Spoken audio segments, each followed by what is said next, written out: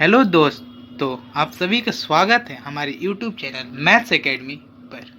आज हम आप सभी के बीच सीबीएसई द्वारा जारी किया गया सैम्पल पेपर का सॉल्यूशन लेकर आप सभी के बीच आ गया हूँ। आज हम क्लास 10th का मैथ्स का सैम्पल पेपर का सॉल्यूशन देखेंगे और वह बेसिक मैथमेटिक्स का, स्टैंडर्ड मैथमेटिक्स भी देखेंगे, बट अभी हम लोग बेसिक मैथमेटिक्स का कुछ क्वेश्चन देखेंगे। 40 क्वेश्चन है, वो 40 देख लेंगे। उसके बाद हम लोग स्टैंडर्ड मैथमेटिक्स का देख लेंगे। अभी टाइम है क्वेश्चन एग्जाम होने में, तो धीरे धीरे हम लोग करते जाएंगे और आपको प्रैक्टिस होते रहेगा। और उम्मीद करता हूँ जो मैं समझाऊंगा आपको अच्छे से समझ में आएगा।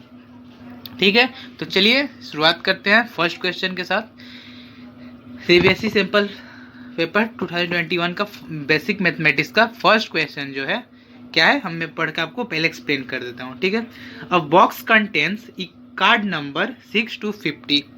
A card is drawn at random from the box. The probability that the number which is a perfect square like 4, 9 is. ठीक है, तो प्रोबेबिलिटी निकालना है कि जो नंबर हम निकालेंगे, रैंडम कोई नंबर, मतलब कि एक 6 से लेकर 50 तक कोई नंबर, बहुत सारे नंबर दिए हुए हैं, उसमें से हमको ऐसा नंबर निकालना है, ऐसा नंबर निकालना है जो परफेक्ट स्क्वायर हो। जैसे कि 4 2 का परफेक्ट स्क्वायर होता है, 9 3 का होता है, तो 16 4 का होता है, 36 होता है, 25 होता है। वैसे नंबर को हमें निकालना है किसके बीच में, 6 से लेकर 50 के बीच में। ठीक है, तो सबसे पहले हम टोटल नंबर्स देखिए क्या होगा। टोटल नंबर्स 6 से लेकर 50 के बीच में कितने टोटल नंबर्स हैं वो देख लेते हैं। Total number between 6 to 50। ठीक है, देखिए 6 to 50 कहने का मतलब 6 और 50 इंक्लूड रहेगा, क्योंकि क्या बोल रहा है, box contain card number 6 to 50, मतलब 6 to 50 मतलब 6 भी रहेगा और 50 भी रहेगा। तो हमें क्या करना होगा कि 50 - 5 कर लेंगे। ठीक है, 5 तक हमें नहीं लेना है, 1 2 3 4 5 नहीं लेना है, 6 से लेकर 50 तक लेना है। तो यहाँ से हमें क्या मिल जाएगा, total number of card between 6 to 50। ठीक है, नंबर कार्ड जो है 6 से लेकर 50 के बीच में कितना है, तो 45 है। ठीक है, अब देखिए परफेक्ट स्क्वायर कौन कौन सा होगा। परफेक्ट स्क्वायर बिटवीन 6 to 50 में क्या क्या हो सकता है। देखिए 4 तो नहीं हो सकता क्योंकि वो 6 से पहले आ जा रहा है। तो इसके बाद क्या बच रहा है, 9, फिर 16, फिर 25 होगा ना, 25 होगा, और फिर हमारा 36 और 49। ठीक है, 49 भी होगा, 14 50 से ले सारे, ये नहीं देखिएगा नंबर, ये टोटल नंबर बता रहे हैं। और यहाँ नंबर कहाँ तक लेना है, 50 तक लेना है। 50 के पहले 49 आता है तो हम 49 इंक्लूड करेंगे। तो 9 हो जाएगा, 16 होगा, 45 25 होगा, 36 होगा और 49 होगा। क्या होगा, ये हमारा परफेक्ट स्क्वायर होगा। ठीक है, मतलब कि 1 से लेकर 6 से लेकर 50 के बीच में जो नंबर है और कौन कौन सा जो स्क्वायर परफेक्ट स्क्वायर नंबर है, कौन कौन सा है, वो 9 है, 16 है, 25 है, 36 है और 49 है। तो अब इसका हमको प्रोबेबिलिटी निकालना है परफेक्ट स्क्वायर का। तो क्या कैसे निकलेगा वो देखते हैं। ठीक है, आप लोगों को फॉर्मूला पता होगा, basic probability of getting perfect square.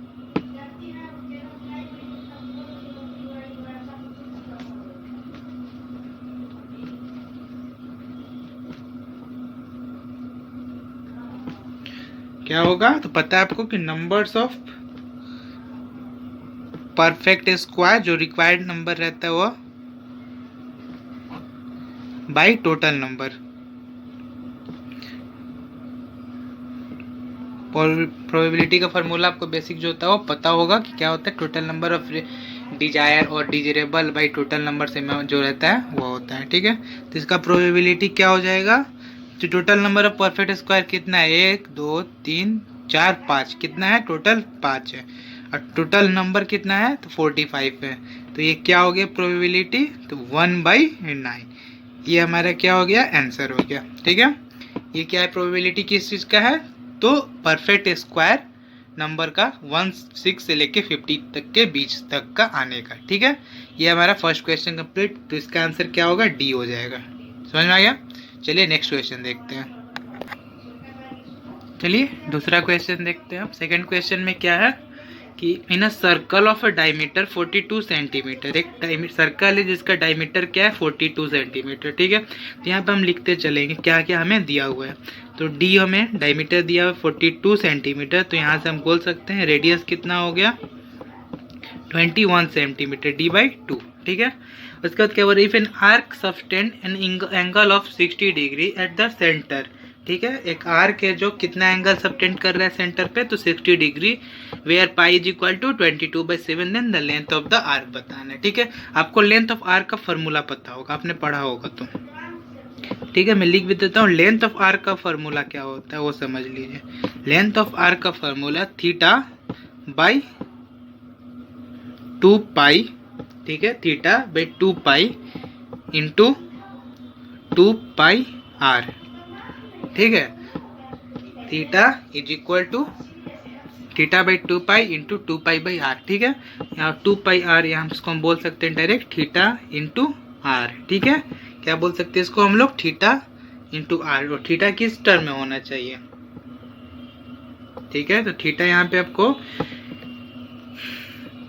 क्या कहते हैं पाई के टर्म में होना चाहिए, रेडियन के टर्म में होना चाहिए। अगर ऐसे नहीं समझ में आ रहा होगा आपको, तो अभी रेडियन वगैरह नहीं पढ़ा है आपने, तो इसमें हम लोग क्या बोल सकते हैं θ/360 बोल सकते हैं, ठीक है। θ/360 इंटू 2πr, ठीक है। ये भी लेकर चल सकते हैं, ये फार्मूला है, हम याद रखना होगा, ठीक है। हम लोग 1θ इज इक्वल टू 180 डिग्री होता है, sorry pi is equal to 180 degree होता है, ठीक है। तो यहाँ पे मैंने 2π लिखा है, इसका मतलब कि 360 डिग्री है। पाई मतलब होता है 180 डिग्री और 2π है तो 360 डिग्री हो जाएगा। सेम चीज़ मैंने यहाँ भी लिखा है, इस यहाँ पे रेडियन के टर्म में लिखा है मैंने, यहाँ डिग्री के टर्म में लिखा है, ठीक है। तो इसको सॉल्व करने का बस सिंपल सा फार्मूला यूज करना है। तो क्या करेंगे हम, लेंथ का यूज करेंगे। Length of arc is equal to θ/360 degree into 2πr, ठीक है। थीटा कितना दिया हुआ है 60 डिग्री दिया हुआ है, गिवन है 60/360 इंटू 2 इंटू पाई कितना है 22/7 इंटू आर कितना है 21 सेंटीमीटर, ठीक है। तो ये 0 से ये 6 टाइम्स में, ये 7 से 3 टाइम्स में, ठीक है। और ये 2 से 6 3 टाइम्स में, तो ये 3 टाइम्स में। तो यहाँ हमको लेंथ ऑफ आर्क कितना मिल जाएगा 22 सेंटीमीटर। आई होप समझ में आया हो कैसे मिल रहा है। देखिए θ/360 मतलब 60/360 करेंगे तो 1/6 होगा, वही 721 3 टाइम्स में कट जाएगा, और ये 2 6 से 3 टाइम्स में कटा तो 3 कट जाएगा, और यहाँ 22 बच गया। तो ये हमारा 22 सेंटीमीटर कैलकुलेशन है, आप कर सकते हैं। मेन फार्मूला है जो आपको याद होना चाहिए, ठीक है। तो ये हमारा आंसर हो गया सेकेंड क्वेश्चन का। अब हम लोग नेक्स्ट क्वेश्चन देखते हैं। तो हम थर्ड क्वेश्चन देखते हैं क्या है।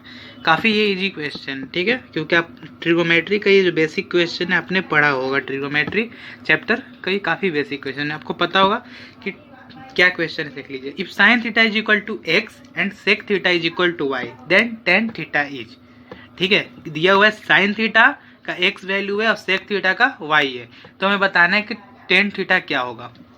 आपको पता होगा सेक थीटा को हम लोग 1/cos थीटा भी बोलते हैं, ये आपने पढ़ा होगा, ठीक है। देखिए कैसे होगा, समझिए।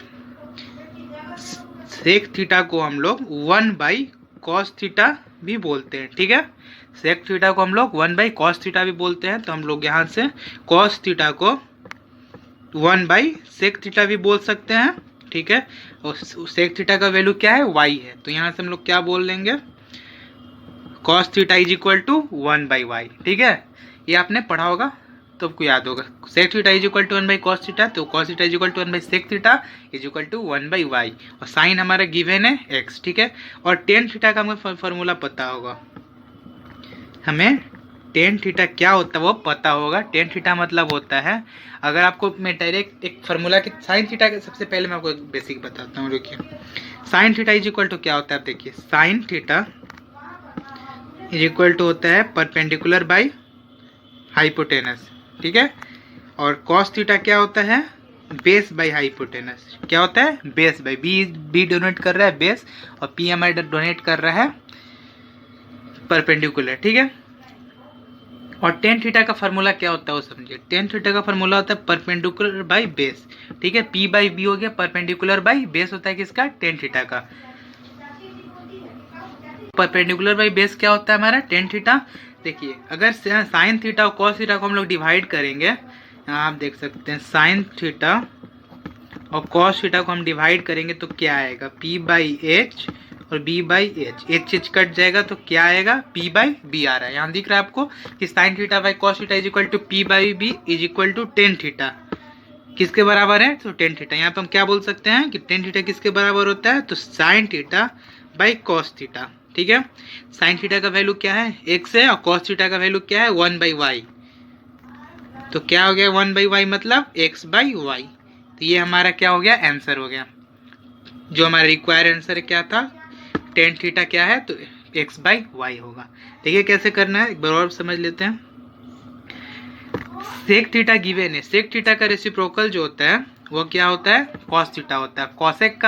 कॉसेक थीटा का रेसिप्रोकल साइन थीटा होता है, और कॉट का टेन होता है, आपको पता होगा, ठीक है। ये अपने ट्रिग्नोमेट्री में पढ़ा होगा। तो ऐसे ही मैंने यूज किया, sec theta is equal to 1/cos theta और cos theta is equal to 1/sec theta. Sec theta का वैल्यू पता था तो 1/y हो गया। और टेन थीटा क्या होता है हमारा, टेन थीटा होता है sine theta by cos theta. तो मैंने यहाँ से टेन थीटा का वैल्यू निकाल लिया, ठीक। काफ़ी इजी क्वेश्चन था अगर आप देखें तो, ठीक, समझ में आ गया। अब चलिए नेक्स्ट क्वेश्चन देखते हैं। चलिए नेक्स्ट क्वेश्चन देखते हैं, क्वेश्चन नंबर 4। इसमें क्या है कि दो ग्राफ दिया हुआ है, ग्राफ का कंडीशन दिया हुआ है, ठीक है। उससे बताना है कि जो सॉल्यूशन हमें मिलेगा वो क्या होगा। तो मैंने आपको क्वाड्रेटिक में बताया था कि अगर एक जगह कट करता है ग्राफ, अगर दो ग्राफ एक जगह कट करता है तो वन सॉल्यूशन होता है। अगर दो ग्राफ दो जगह कट करेगा तो वो टू सॉल्यूशन होता है। अगर बहुत जगह कट करेगा तो मेनी सॉल्यूशन होता है। अगर कट ही नहीं करता है तो नो सॉल्यूशन होता है। तो देखिए इसमें क्या आंसर मिलेगा और कैसे सॉल्व करेंगे मैं आपको समझाता हूँ, ठीक है। देखिए जैसे कि मैंने ग्राफ को बनाया, ठीक है।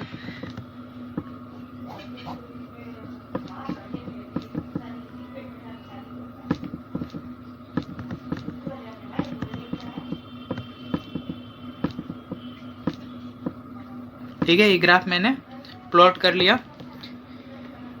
और ये हमारा ऊपर में एक हो जाएगा 1 2 3, ठीक है। और ये 0 क्या है क्वेश्चन में, आप देखें एक बार ध्यान से। क्वेश्चन में दो ग्राफ दिया, एक y इज इक्वल टू 0।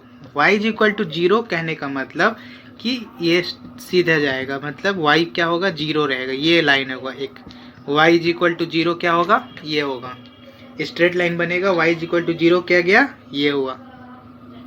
और सेकेंड दिया है y इज इक्वल टू -5, ठीक है। सेकेंड क्या है, y is equal to -5।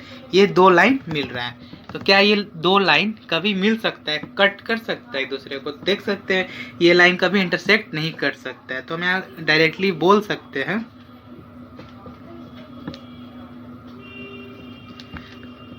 Never intersect, ठीक है। ये जो लाइन है कभी मिल सकता नहीं है। तो यहाँ में क्या मिलेगा, नो सॉल्यूशन मिलेगा। यहाँ से हमें क्या मिला,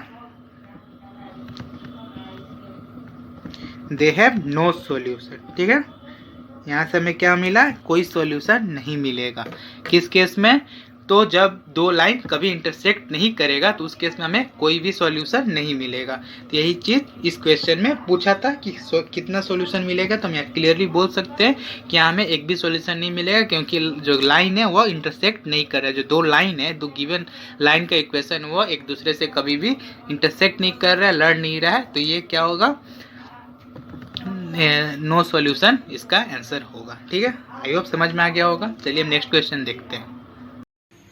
चलिए देखते हैं नेक्स्ट क्वेश्चन को। क्वेश्चन क्या है, a fair dice throw once the probability of even composite number, ठीक है।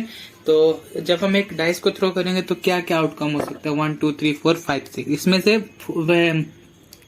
इवन कॉम्पोजिट नंबर आने की क्या प्रोबेबिलिटी है ये बताना है हमें, उसका प्रोबेबिलिटी बताना है। तो सिर्फ बहुत ही इजी क्वेश्चन है, देखिए कैसे सॉल्व करेंगे। अगर कोई डाइस थ्रो करेगा तो आउटकम क्या होगा,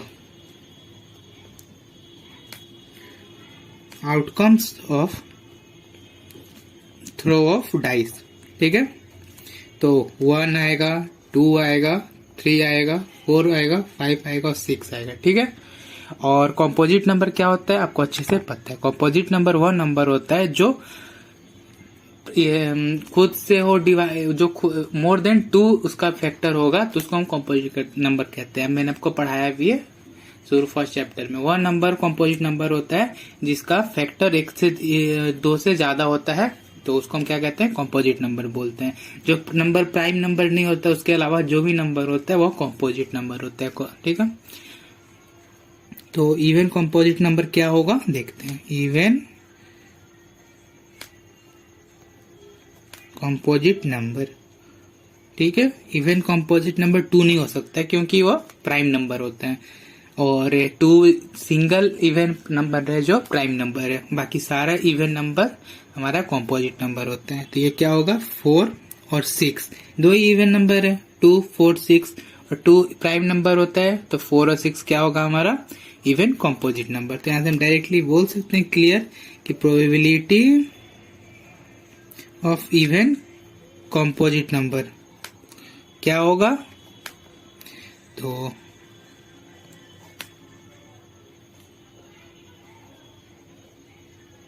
नंबर ऑफ कॉम्पोजिट नंबर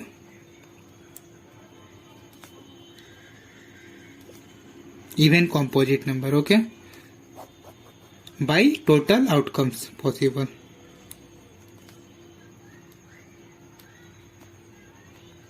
तो number of even composite number क्या है, 4 और 6, मतलब 2 है, और टोटल हमारा कितना है, 6 है। तो ये क्या हो गया, 1/3। 1/3 क्या हो गया हमारा रिक्वायर्ड आंसर हो गया। ठीक है, समझ में आया, क्वेश्चन काफी इजी था। 1/3 क्या हो गया हमारा रिक्वायर्ड आंसर हो गया। क्वेश्चन में बस क्या था एक बार और समझ लीजिए। एक डाइस को थ्रो किया गया एक बार, तो इवन कॉम्पोजिट नंबर आने की क्या प्रोबेबिलिटी है, तो 1/3 होगा। कैसे करना है मैंने आपको अच्छे से एक्सप्लेन कर दिया। ठीक है, चलिए नेक्स्ट क्वेश्चन देखते हैं।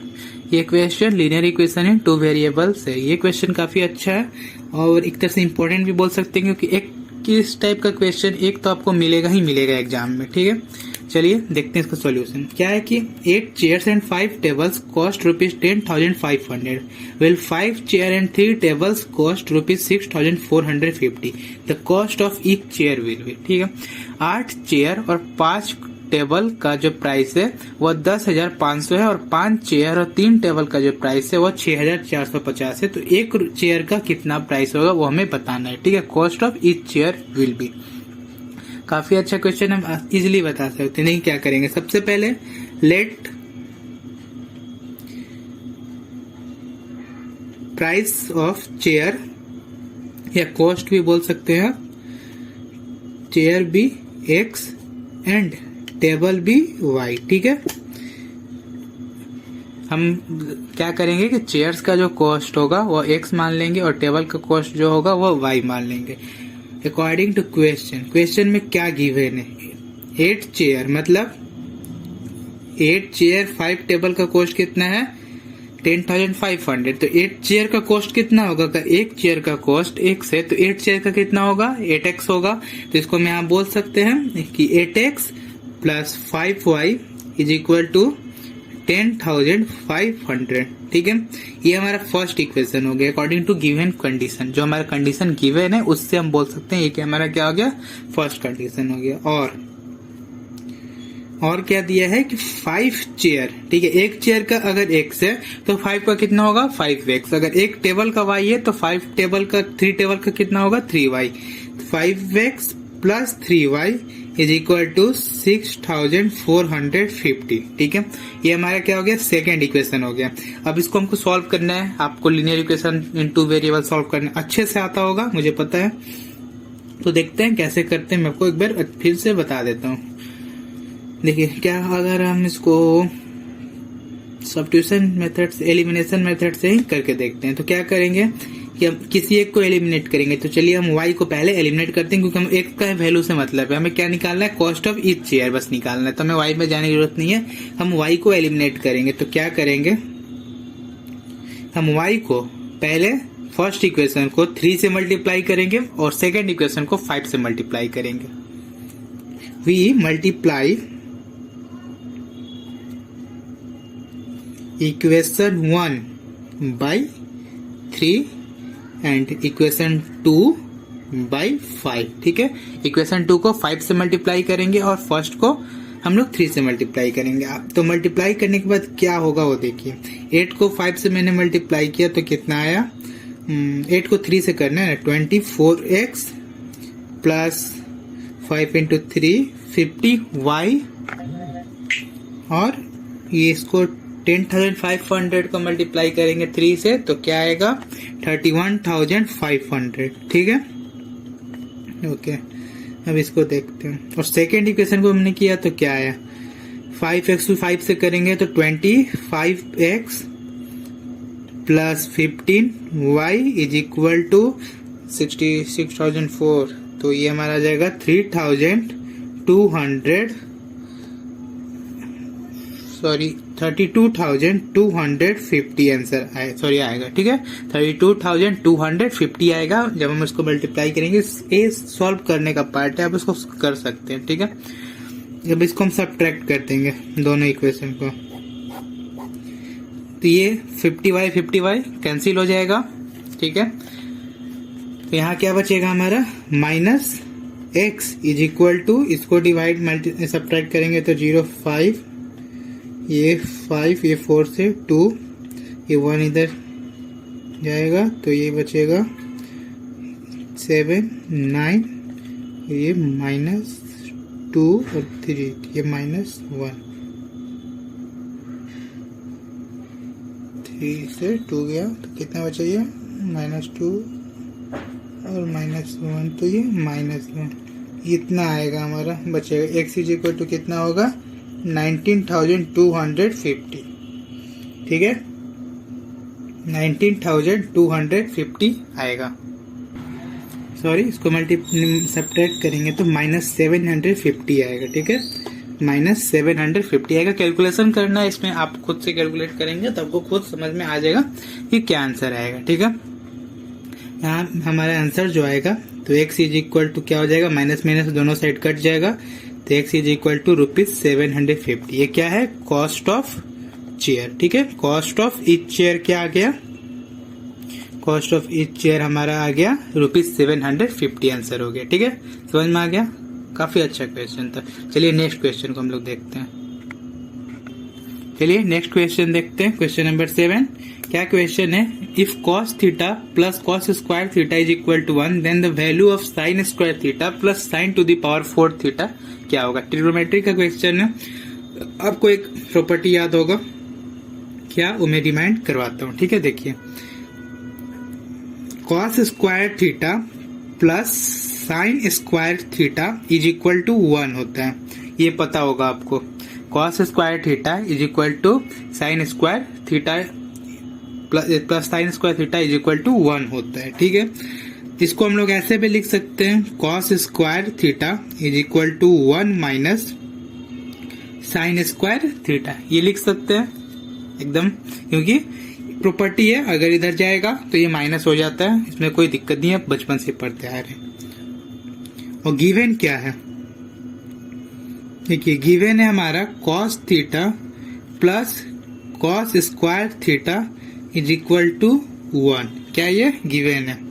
तो यहाँ बोल सकते हैं कि cos theta is equal to 1 minus cos square theta होगा।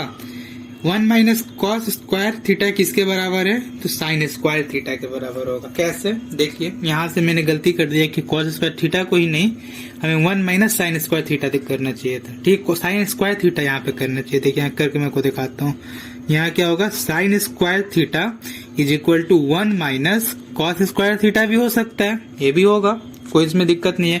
cos इधर चल जाएगा तो sin square theta is equal to 1 minus cos square theta होगा। 1 minus cos square theta, 1 minus cos square theta, तो क्या आएगा, sin स्क्वायर थीटा। तो यहाँ से हम बोल सकते हैं cos theta is equal to क्या होगा, या sin square theta is equal to cos theta होगा। साइन स्क्वायर थीटा किसके बराबर होगा, तो cos थीटा के बराबर होगा, दिए हुए कंडीशन के अकॉर्डिंग, जो कंडीशन हमारा दिया है। अगर sine square theta cos theta होगा तो sine to the power 4 theta क्या होगा, इसका स्क्वायर हो जाएगा। क्या होगा, कॉस स्क्वायर थीटा होगा हमारा। देखते हैं आंसर। क्वेश्चन क्या है, क्वेश्चन है कि sine square theta plus sine to the power 4 theta का वैल्यू बताना है। तो साइन स्क्वायर थीटा क्या है, cos theta, sine to the power 4 theta क्या है, कॉस स्क्वायर थीटा, और क्वेश्चन में क्या गिवन है, cos theta plus cos square theta, cos theta plus cos square theta is equal to 1। तुम बोल सकते हैं कि ये भी क्या आएगा, हमारा 1 ही आंसर आएगा। समझ में आया, क्या आएगा आंसर इसका, 1 आएगा। क्लियर, काफी अच्छा क्वेश्चन है और इम्पोर्टेंट क्वेश्चन भी हम बोल सकते हैं इसको। किंग स्टेक का क्वेश्चन आएगा ही आएगा, ठीक है, इसलिए आपको अच्छे से प्रैक्टिस करना है ऐसे क्वेश्चन। चलिए देखते हैं अब इस क्वेश्चन में क्या है। The decimal representation of 23/2⁻³ into 5 will be. ये मैंने आपको एक्सरसाइज जब थ्योरी करा रहा था तब मैंने आपको बताया था इसमें क्या करना है।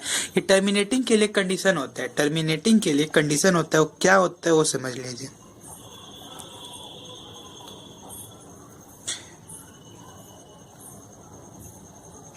टर्मिनेटिंग के लिए किसी भी रेशनल नंबर का जो डिनोमिनेटर होता है वो 2m इंटू 5n के फॉर्म में रहेगा, तो उसको हम टर्मिनेटिंग कहते हैं। मतलब कि किसी भी डिनोमिनेटर, किसी भी रेशनल नंबर के डिनोमिनेटर में उसका नीचे वाला जो टर्म होगा वो 2 का कोई भी पावर या 5 का कोई भी पावर होगा मल्टीप्लाई में, तो वह क्या होता है, टर्मिनेटिंग डेसिमल होता है। ठीक है, तो फॉर टर्मिनेटिंग P/Q में Q इज इक्वल टू क्या होना चाहिए, 2m इंटू 5n। ठीक है, कुछ भी m और n कोई भी इंटीजर होना चाहिए। तो इसमें देख सकते हैं कि क्या है क्वेश्चन, 23/2⁻³ इंटू 5/2, मतलब क्या कि ये टर्मिनेटिंग डेसिमल, इसको हम क्या बोल सकते हैं, ये टर्मिनेटिंग डेसिमल है।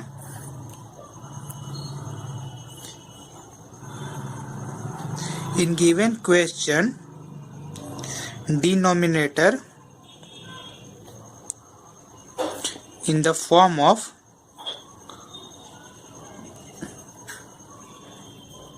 2m into 5n, then it is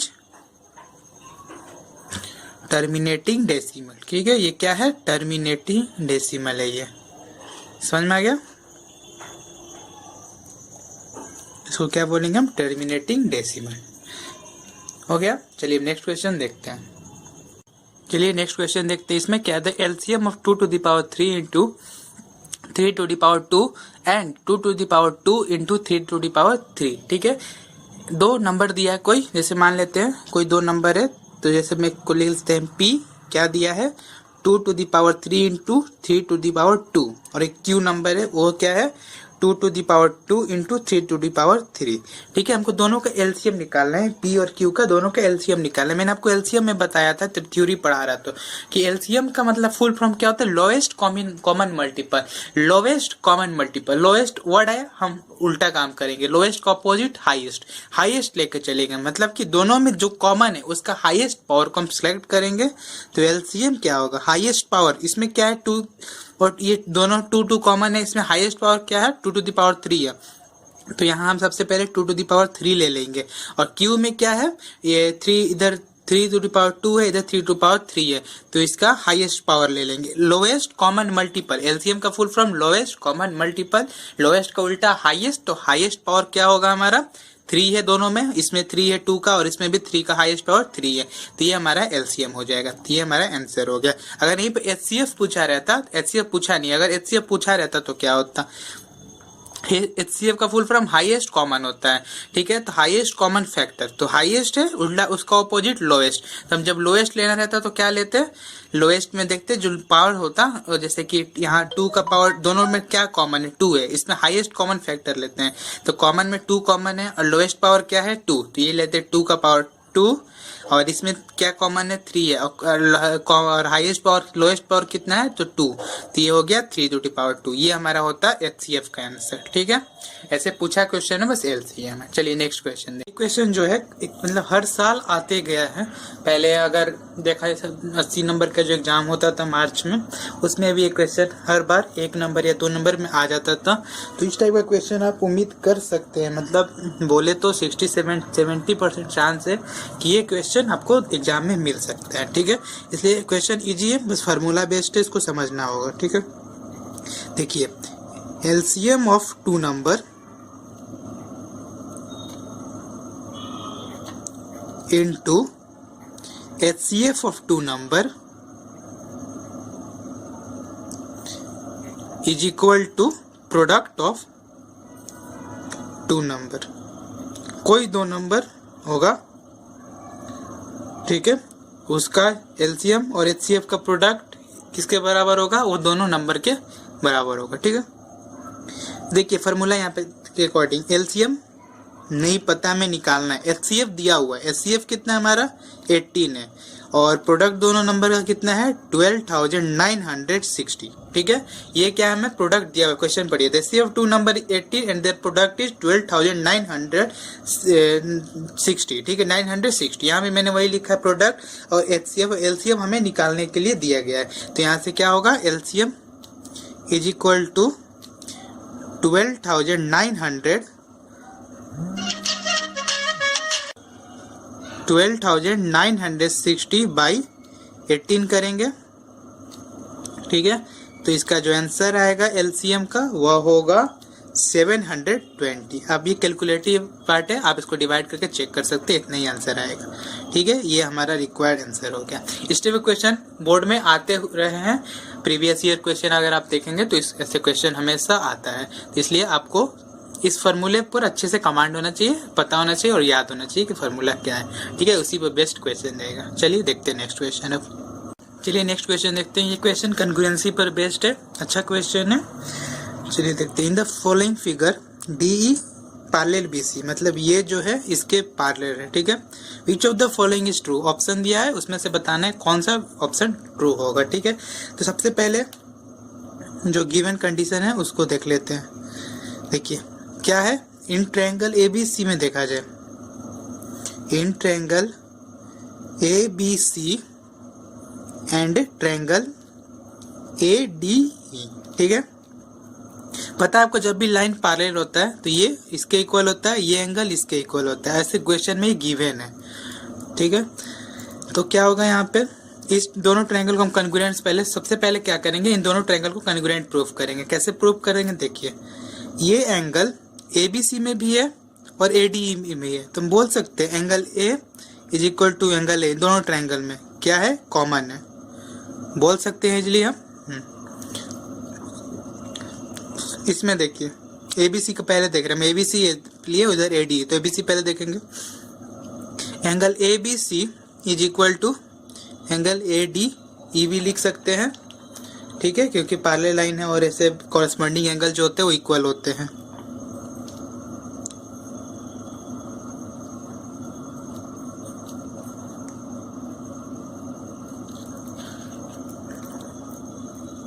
और थर्ड हमारा होगा ACB is equal to triangle angle AED, same condition यहाँ भी लग जाएगा। तो यहाँ से हम बोल सकते हैं therefore triangle ABC congruent to triangle ADE, किससे, तो बाई एंगल एंगल एंगल से, A प्रॉपर्टी से। ठीक है, आपको पता है बाई कि मैं जब प्रॉपर्टी के सिमिलर ट्रायंगल, अगर दो ट्रायंगल जो सिमिलर होता है तो उसका क्या होता है, साइड जो प्रोपोर्शनल होता है, वो थ्योरम है जो आप लोग को पता होगा, उस पे बेस्ड अब काम करेंगे। ठीक है, since sides are proportional in similar. ठीक है, साइड क्या होता है, प्रोपोर्शनल होता है किसमें, सिमिलर ट्रायंगल में। ये दोनों ट्रायंगल क्या है, सिमिलर है, मतलब कॉन्ग्रुएंट है। ठीक है, तो देखिए ये ट्रायंगल का ये साइड इसके ये होगा इक्वल, और इस ट्रायंगल का ये साइड इसके इक्वल होगा, सॉरी इन दोनों का रेशियो, और इस साइड का AD by AB is equal to DE by BC होगा। ठीक है, या AE बाई AC भी लेंगे तो एक ही बात होगा। हाँ, और एक और चीज क्वेश्चन में गिवन है, वो मैं आपको लिखना भूल गया, यहाँ इस साइड AB है और इसका AB लेंथ है। ठीक है, यहाँ से लेके यहाँ तक का और यहाँ से लेके यहाँ तक का जो लेंथ है गिवन है A और B, तो हम साइड उसी अकॉर्डिंग लेंगे जो हमें रिक्वायरमेंट है, जिसका हमें जो है जिस पर बेस्ट हमें आंसर चाहिए। तो ठीक है, हम पहले तो इस साइड को ऐसे देखिए इक्वल कैसे होगा, समझ पूरा देख लीजिए। अगर ABC का देखा जाए तो AB बाई AD इस पूरे साइड का रेशियो इस बाई इसके रेशियो, इसके पूरे साइड का रेशियो बाई इसके साइड का रेशियो और इसका रेशियो, तो तीनों इक्वल होगा। A B by A D, A C by A E is equal to B C by D. B C मैंने क्यों लिया, क्योंकि मैं सबसे पहले ऊपर में तीनों में ए बी सी लिया। देखिए यहाँ ए बी ए सी, इसलिए ए बी ए सी और बी सी। मैंने ऊपर ए बी सी ट्रायंगल पहले मेंशन किया, इस वजह से मैंने यहाँ बी सी लिया है। ठीक है, अब देखिए ए सी और पता है हमारा ए सी का लेंथ क्या है, ए प्लस बी। चलिए ए सी पे देखते, A C by A is equal to B C by D होगा। ठीक है, ए सी का लेंथ ए प्लस बी होगा और ए ई का लेंथ क्या होगा, ए होगा। और बी सी जो हमारा वो गिवन है वाई और एक्स क्या है, डी क्या है, एक्स। ठीक है, तो आंसर हमारा आ गया। यहाँ से एक्स या वाई लिख लेते हैं, एक्स लिख लेते हैं। X is equal to A Y by A plus B, ये हमारा रिक्वायर्ड आंसर होगा। चलिए इसका ऑप्शन देखते हैं, ऑप्शन में कहाँ है, तो x is equal to A Y by A plus B, हमारा सी आंसर जो होगा वो करेक्ट होगा। समझ में आया कि आपको कॉन्ग्रुएंसी अगर अच्छे से है तो आपका आंसर आ जाएगा। कॉन्ग्रुएंसी पर ही बेस्ड था और सिंपल क्वेश्चन था, ज़्यादा टफ बी से नहीं बोल सकते हम। ठीक है, अगर आप अच्छे से कॉन्ग्रुएंट चैप्टर पढ़े हैं तो आराम से ये क्वेश्चन बन जाएगा। साइड प्रोपोर्शनल होता है, थ्योरम में आपको पता होगा, उसी पे बेस्ड हमको ये क्वेश्चन पूरा सॉल्व करना है। ठीक है, चलिए नेक्स्ट क्वेश्चन देखते हैं। नेक्स्ट क्वेश्चन में क्या है कि दिया एक कोऑर्डिनेट ज्योमेट्री का question, the coordinate of point P dividing line segment joining the point A 1,3 and B 4,6 internally in the ratio of 2:1। ठीक है, इसको आपने सेक्शन फार्मूला पढ़ा होगा, डिस्टेंस फार्मूला के साथ साथ एक सेक्शन फार्मूला होता है, वो आपने पढ़ा होगा, उसी पे बेस्ड है। देखिए एक लाइन है, लाइन सेगमेंट है जिसका B पॉइंट है 4,6, A पॉइंट है 1,3। ये कहीं एक जगह मान लेते हैं यहाँ पे डिवाइड कर रहा है किसी रेशियो में, तो ये 2 और रेशियो 1 रेशियो में डिवाइड कर रहा है। अपने सेक्शन फार्मूला पढ़ा होगा, सेक्शन फार्मूला फार्मूला होता है, देखिए क्या है सेक्शन फार्मूला, इसी पर बेस्ड वो मिल जाए। ठीक है, सेक्शन फार्मूला होता है mx2 प्लस m और n रेशियो बोलते हैं, इसको m बोलते हैं और इसको n बोलते हैं। ठीक है, और x2 ये होगा 4, n x1 plus m plus n होता है। ठीक है, और my1 plus m ny2 by m plus n। ठीक है, ये होता है हमारा सेक्शन फार्मूला। ठीक है, समझ में आ गया, पढ़ा होगा आपने, ये फार्मूला याद होगा आपको। तो इसी पे बेस्ड ये पॉइंट निकालना होगा, P और X और Y comma P X comma Y निकालना है इस पॉइंट को। तो हम कैसे निकालेंगे, सेम फार्मूला, M ये होगा और N ये होता है। M हम इसको बोलते हैं M और N रेशियो में, और X1 Y1 ये होता है और X2 Y2 ये होता है, और ये हमारा X कॉमा Y होता है। तो देखिए क्या करें, M क्या है 2 × 4 प्लस 1 × 1 डिवाइडेड बाई क्या है 2 + 1। ठीक है, और सेकंड क्या है m × 2 × 6 प्लस 1 × 3, 1 × 3 और 2 × 6 डिवाइडेड बाई 2 + 1, ये हो गया। अब इसको हम सॉल्व करेंगे तो क्या आएगा, ये 9/3 आएगा और ये हमारा 2 × 12 15/3 आएगा। इसको आप और छोटा कीजिएगा तो आएगा 3,5। ये हमारा आंसर होगा। इस रेशियो में इस पॉइंट को ये 2:1 बाई इंटरली क्या करेगा, रेशियो में बाइसेक्ट करेगा या डिवाइड करेगा लाइन को। ठीक है, तो ये हमारा आंसर हो गया 3,5। चलिए नेक्स्ट क्वेश्चन देखते हैं। ये क्वेश्चन बहुत ही इजी है, मतलब क्या कहा है, बहुत ज़्यादा इजी है। प्राइम फेडरेशन करना है, वो आपको आता होगा अच्छे से कैसे करना है।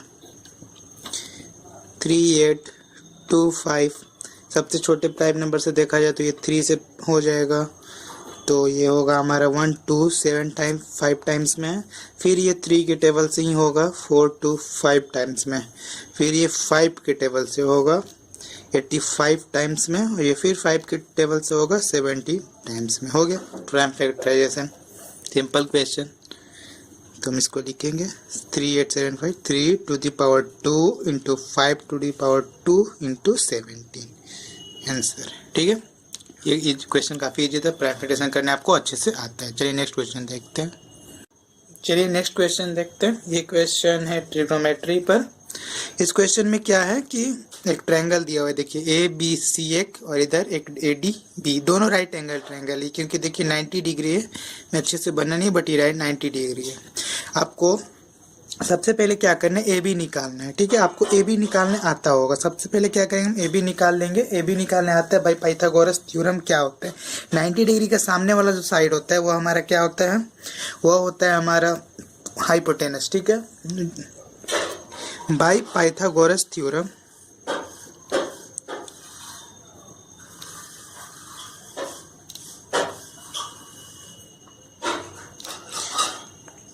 ए बी स्क्वायर 90 डिग्री के सामने है, इसलिए उसको हम लेंगे hypotenuse, is equal to A D square plus B D square. ठीक है, ए डी कितना है हमारा 4, मतलब 16 प्लस 3 का स्क्वायर 9, तो A B is equal to under root of 25, मतलब 5 सेंटीमीटर। क्या हो गया ये 5 सेंटीमीटर। और हमारा बी सी दिया हुआ है 12 सेंटीमीटर, और हमें कॉट थीटा का फॉर्मूला पता है, काफ़ी इजी क्वेश्चन है।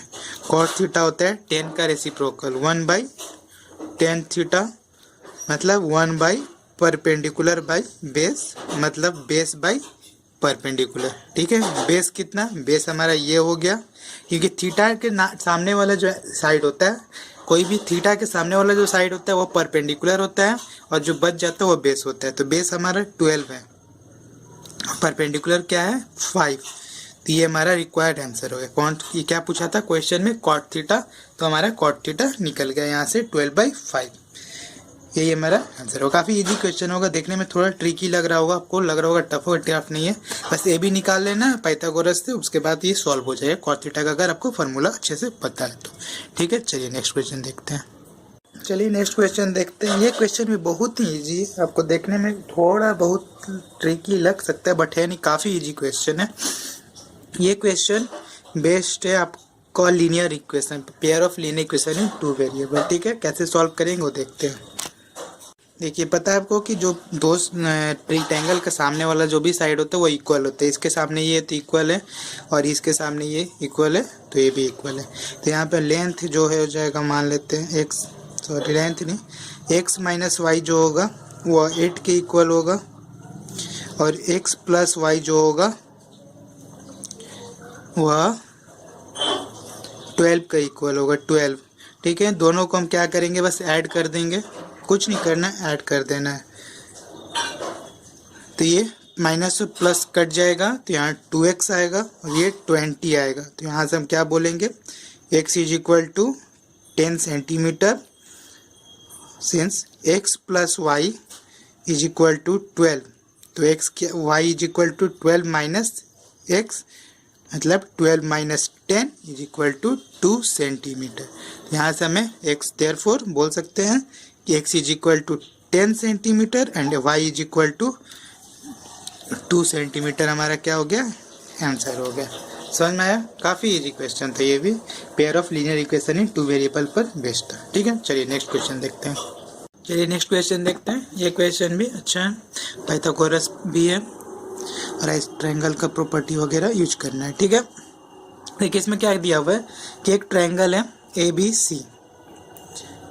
ठीक है, एक ट्रायंगल है हमारा ABC, ट्रायंगल थोड़ा इधर उधर बन रहा है, कोई दिक्कत नहीं है। एक ट्रायंगल है ABC जिसमें AC जो साइड है वह BC के इक्वल है, मतलब ये दोनों साइड जो है इक्वल है। ठीक है, तो ऐसी में तो ये दोनों एंगल जो होगा, एंगल A और एंगल B क्या होगा, इक्वल होगा। आइसोस्केलेस ट्रायंगल का प्रॉपर्टी आपको अच्छे से पता होगा, तो ये आपको पता होगा। चलिए, जो गिवन कंडीशन हो देखा जाए, AB square is equal to 2AC square. 2ac² मतलब ac² प्लस ac², ठीक है। और AC जो है वो AB के इक्वल है, AC जो है वो BC के इक्वल है, दिया हुआ ये आइसोस्केलस ट्रायंगल प्रॉपर्टी से क्या है वो गिवन है, कंडीशन है, ठीक है। तो हम यहाँ एक AC² की जगह पे हम BC² भी लिख सकते हैं, ठीक है। तो यहाँ से क्या बन रहा है देखिए, AB² is equal to AC² plus BC²। ये क्या है, ये तो पाइथागोरस का प्रॉपर्टी है, hypotenuse square is equal to perpendicular square plus base square. तो इसको हम क्या बोल सकते हैं यहाँ से कि सिंस दिस कन्वर्स ऑफ, ये क्या है, कन्वर्स ऑफ पाइथागोरस है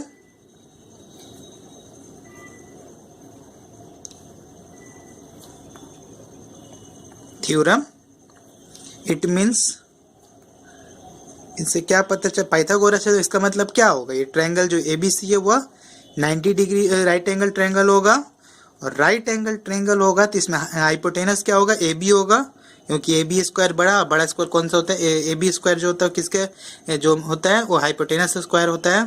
तो यहाँ पे क्या बोल देंगे, ABC is right angle triangle with hypotenuse.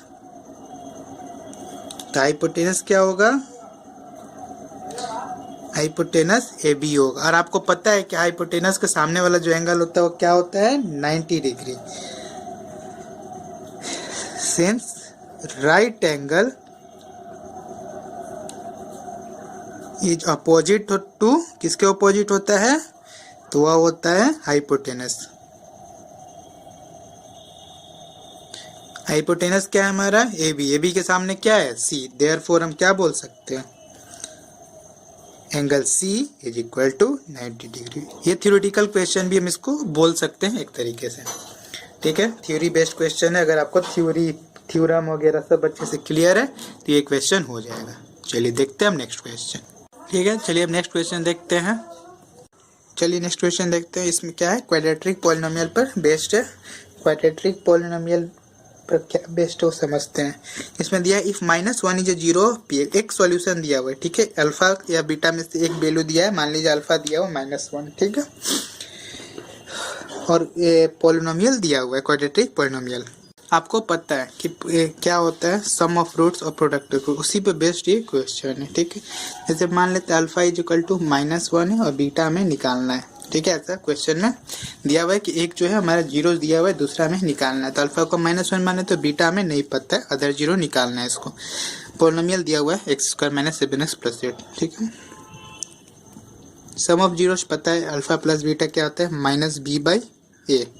Alpha क्या है, -1 है, plus beta is equal to -b क्या है, माइनस, और ये क्या है 1, ठीक है। तो यहाँ से -1 plus beta is equal to क्या हो गया, 7। तो बीटा इज इक्वल टू क्या हो गया हमारा, 8। समझ में आ गया, ये हमारा क्या हो गया क्वेश्चन आंसर। काफ़ी इजी क्वेश्चन, अब देख सकते हैं 3 लाइन के अंदर ये खत्म हो गया। काफ़ी अच्छा क्वेश्चन था। चलिए देख, ऐसा क्वेश्चन आ सकता है, ठीक है, आने का चांस है। चलिए नेक्स्ट क्वेश्चन देखते हैं। चलिए नेक्स्ट क्वेश्चन देखते हैं। ये क्वेश्चन प्रोबेबिलिटी से है, काफ़ी इजी क्वेश्चन है, ज़्यादा कुछ करना नहीं है। ये क्वेश्चन समझिए, if a throw pair of dice, 2 dice को एक साथ फेंकते हैं तो probability of the same number on each the time, each die, ठीक है। 2 सेम नंबर आने का प्रोबेबिलिटी क्या, अगर 2 डाइस को थ्रो करेंगे तो देखिए इसका जो तरीका होता है, अगर कभी हम 2 डाइस को थ्रो करते हैं तो आने का जो प्रोबेबिलिटी होता है, या तो 1-1 आएगा, 1-2 आएगा, या 1-3 आएगा, 1-4 आएगा, 1-5 आएगा, या 1-6 आएगा, ठीक है। ये फर्स्ट प्रोबेबिलिटी है। सेकंड चांस है कि 2-2 दोनों आ सकता है, 2-3 आ सकता है, 2-4 आ सकता है, या 2-5 आ सकता है, या 2-6 आ सकता है। इसी तरह चलते जाएगा, 3-3 आ सकता है, यहाँ 4-4 आ सकता है, यहाँ 5-5 आ सकता है, यहाँ 6-6 आ सकता है। तो हमको सेम नंबर का चाहिए, ठीक है।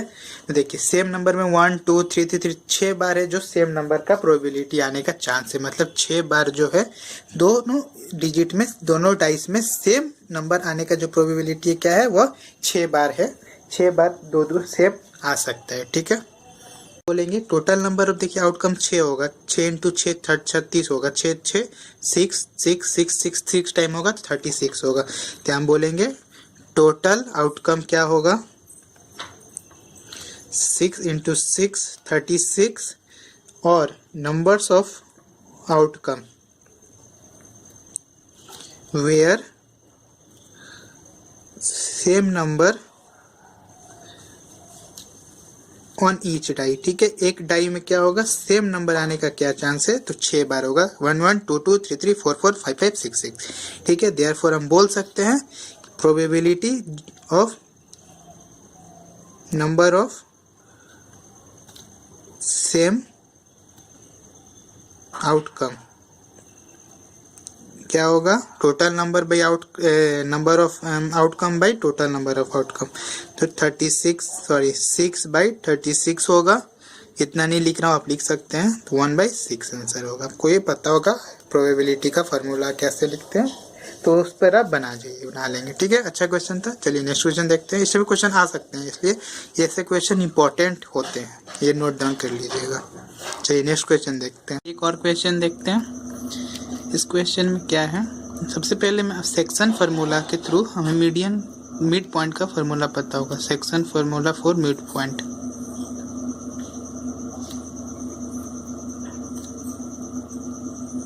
क्या होता है वो हम समझ लेते हैं। ठीक है, जैसे कोई पॉइंट है P, उसको जो लाइन को डिवाइड कर रहा है, वो मिड पॉइंट है, बीच में डिवाइड करे, तो उसका फार्मूला होता है x1 प्लस x2/2 और y1 प्लस y2/2। ठीक है, ये y1 प्लस y/2 y के इक्विवेलेंट होगा और ये इसके इक्विवेलेंट होगा। तो यहाँ पर जो होगा मैं पॉइंट दिया ना हो। अब अकॉर्डिंग टू क्वेश्चन, जो क्वेश्चन में गिवन है वो देखते हैं। क्वेश्चन में क्या है, 2 और 6 किसके इक्वल है, तो 3p प्लस -2/2 और 4 प्लस 2q/2। ठीक है, ये दोनों, ये इसके इक्विवेलेंट है और ये 6 इसके इक्विवेलेंट है। ऑन कंपेयरिंग 2 = 3p - 2/2 और 4 प्लस 2q/2 = 6। ठीक है, तो यहाँ से हम इसको सॉल्व करेंगे।